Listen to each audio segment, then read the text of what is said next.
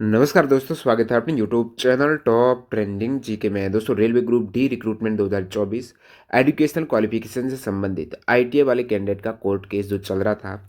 पहले आपका court case ये कैट में था, फिलहाल ये स्विच होकर अभी हाई कोर्ट में केस चल रहा है।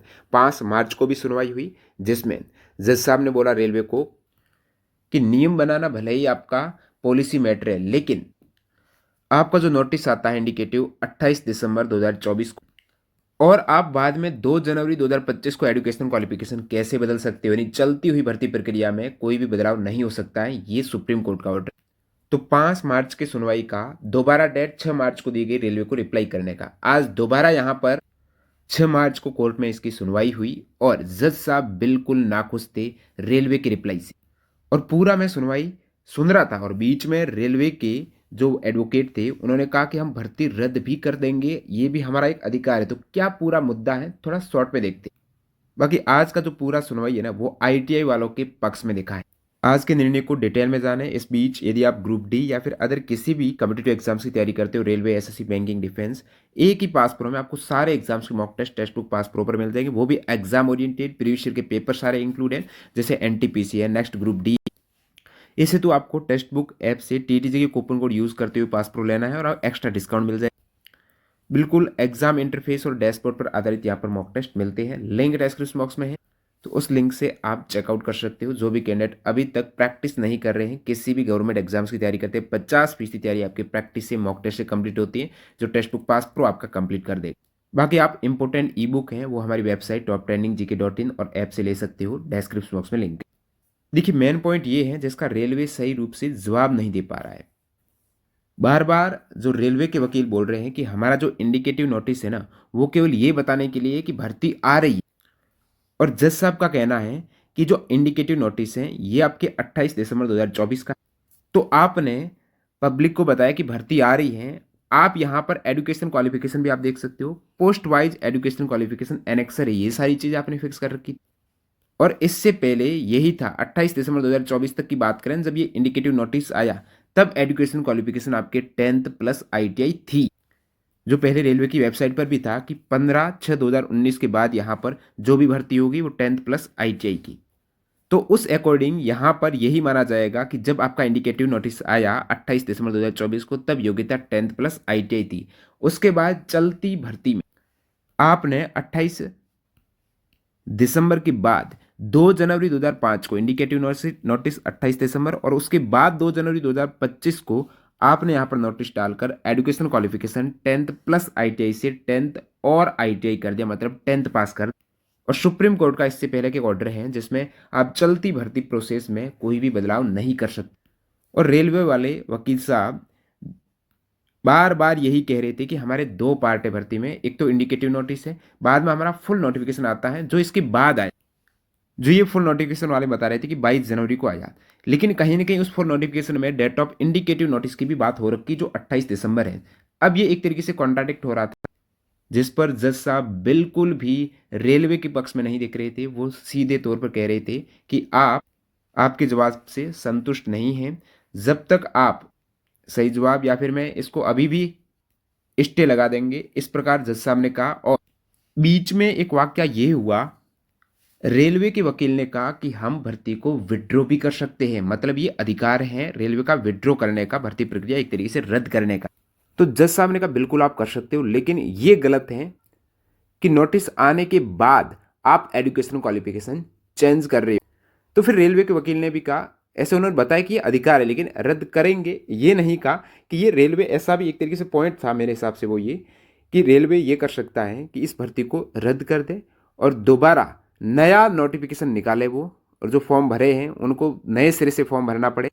तो दोबारा जो नोटिस निकलेगा ना नया वाला, उसकी डेट जो चेंजेज हुआ है आपके 2 जनवरी 2025, उसके बाद की रहेगी। लेकिन जो आईटीआई वाले, उनका ये भी पक्ष है कि जो पॉलिसी बनती है उनकी भी तो कुछ पॉलिसी है ना, वो किस आधार पर बनी है, एक दिन में ये सारा कुछ हो जाता है, वो क्या बहस है उनका।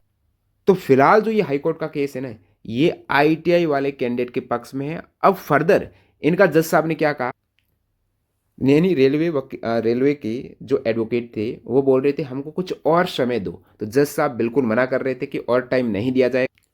और जज साहब ने बोला आप नेक्स्ट ट्यूसडे तक वापस हमको रिप्लाई दे दो।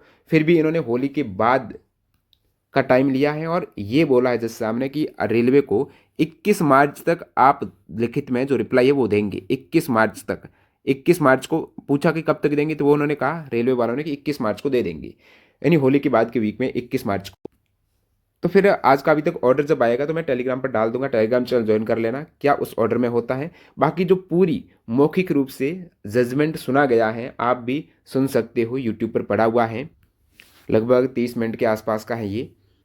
तो लास्ट में यही है, रेलवे का 21 मार्च को हम रिप्लाई देंगे और फिर 28 मार्च को इस केस की दोबारा सुनवाई होनी है, जो एक तरीके से फाइनल सुनवाई रहने वाली है 28 मार्च को।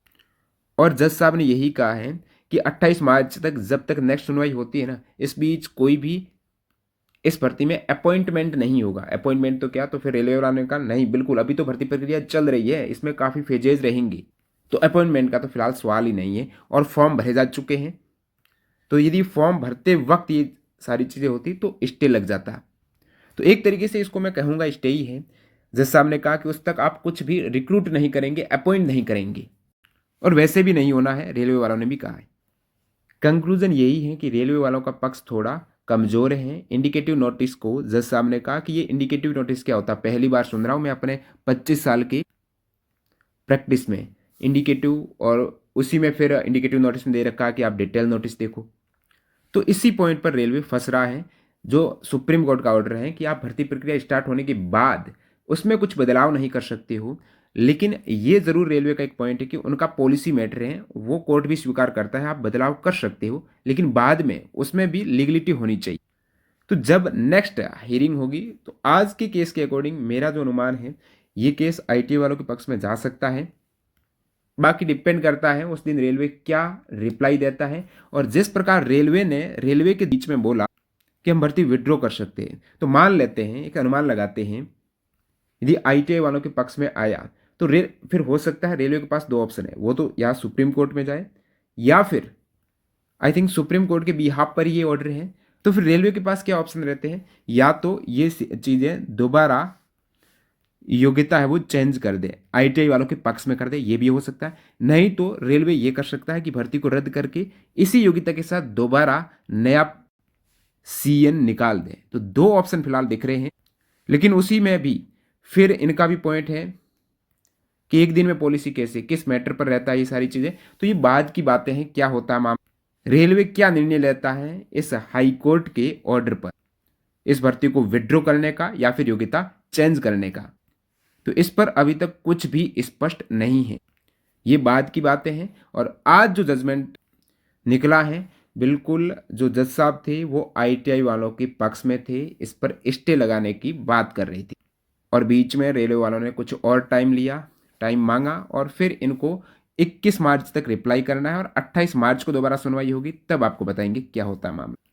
और जो हमारी इंपॉर्टेंट ई बुक हैं, जैसे रेलवे के 2024 में ऑल एग्जाम की साइंस को हमने एनसीईआरटी के चैप्टर वाइज किया, टोटल 1550 क्वेश्चन, तो ये आप डाउनलोड कर सकते हो हमारी वेबसाइट और ऐप से, आपको चैप्टर वाइज मिल जाएंगे क्वेश्चन। और जितने भी इंपॉर्टेंट ई बुक हैं वेबसाइट पर टीटीजी के कूपन कोड से आप डिस्काउंट ले सकते हैं।